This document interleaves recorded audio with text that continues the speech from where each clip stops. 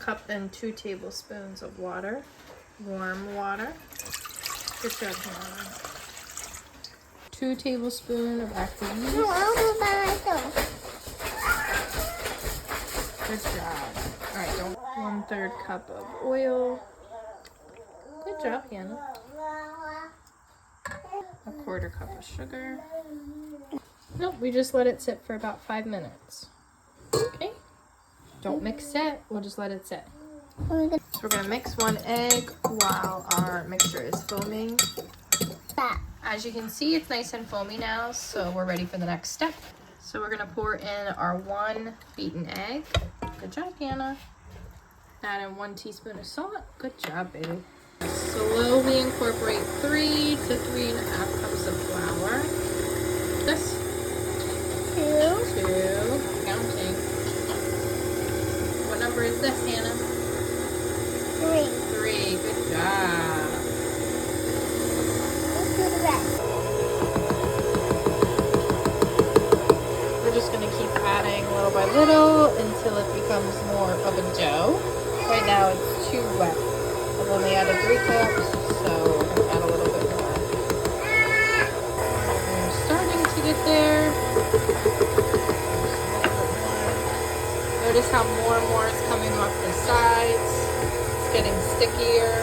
This is what we want.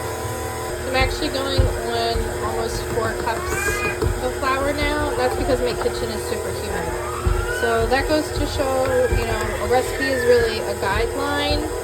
You really want to do what works for you and your kitchen at any given moment.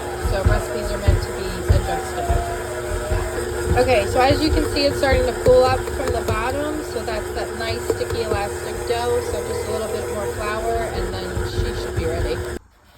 Okay, so there we go. All right, so on a floured surface, you're going to divide your dough up into 8 equal pieces. And we're going to spread some oil in our pan, and then the next part needs to happen kind of fast because we don't want the dough to rise. So we want to make sure there's oil all over the pan. All right, good job, Hannah. That's enough.